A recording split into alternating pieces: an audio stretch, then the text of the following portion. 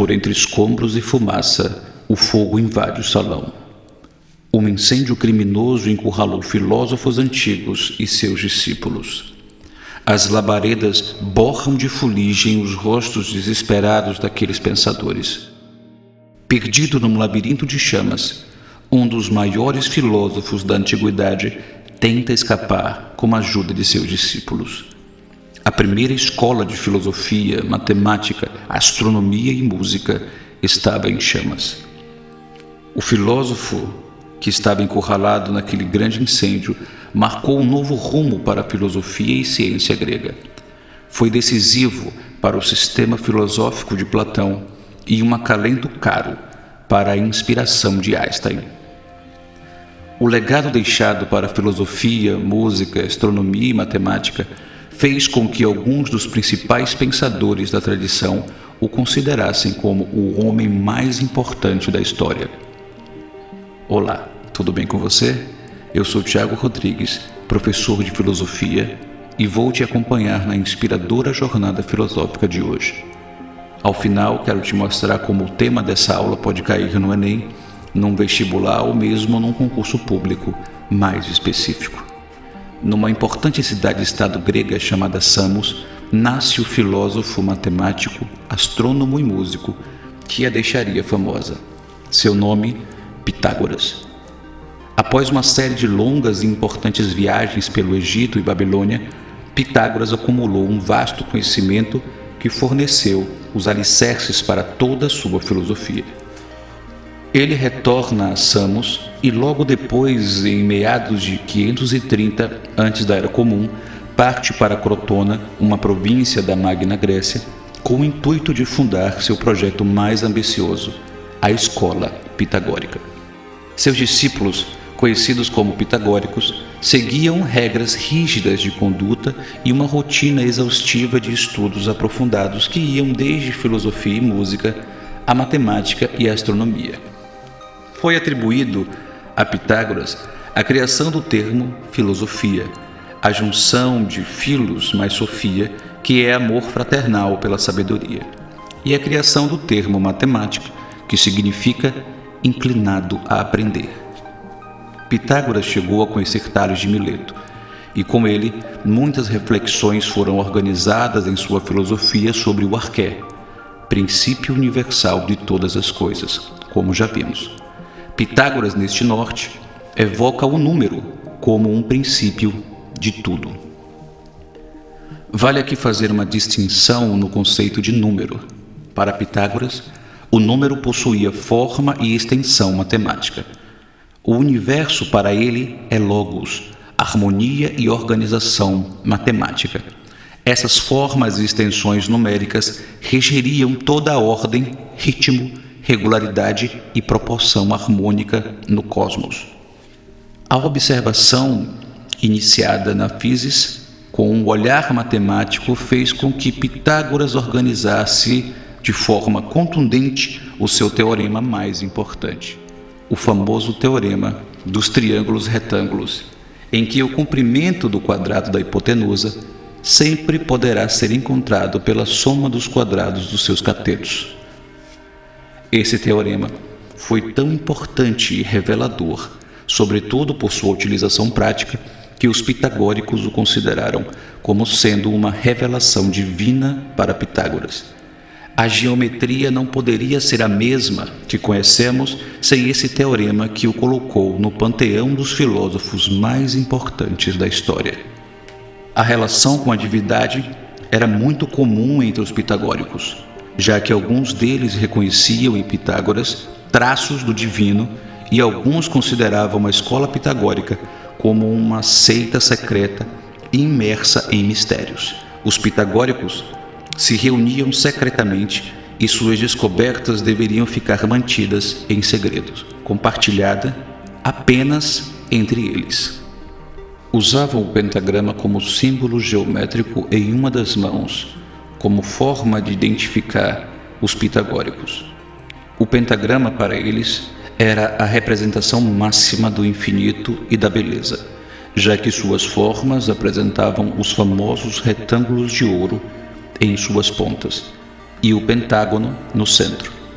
Os retângulos de ouro foram imensamente utilizados na arquitetura, escultura e pintura durante toda a história, e o pentágono representa o infinito, visto que pode ser replicado outro pentagrama no seu interior ad infinitum.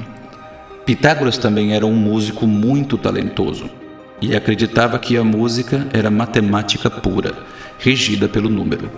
Num brilhantismo singular, ele cria um monocórdio, um instrumento com a extensão de uma só corda, no qual ele descobriu que funções simples e razões matemáticas era possível construir uma teoria musical com o estudo das frequências, vibrações e seus harmônicos, deixando para o mundo as oitavas e o que chamou de consonâncias pitagóricas. Sem essa descoberta, não conheceríamos a música como conhecemos hoje.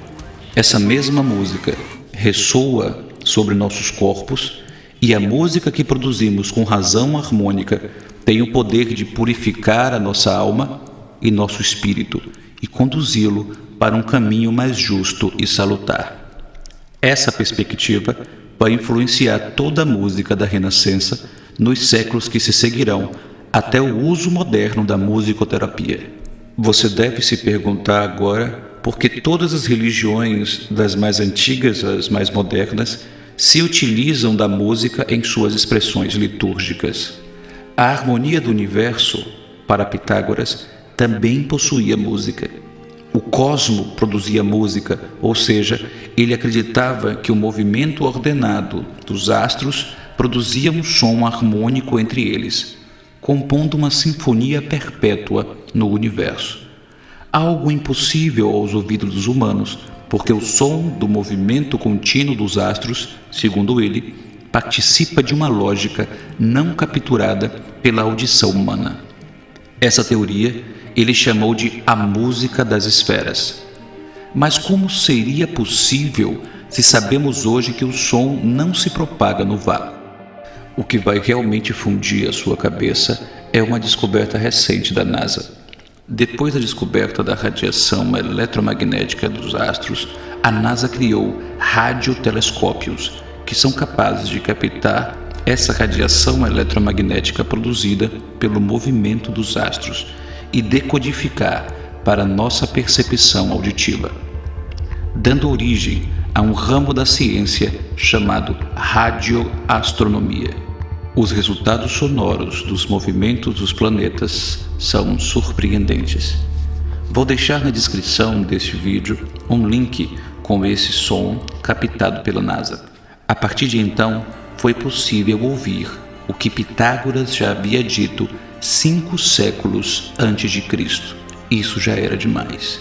Sem uma robusta tradição científica para lhe dar suporte e, acima de tudo, sem um avanço tecnológico que nos permite hoje verificar o fenômeno na sua intimidade, Pitágoras tinha apenas uma ciência ainda em forma de crisálida e o seu poder de observação e intuição filosófica para explicar o mundo.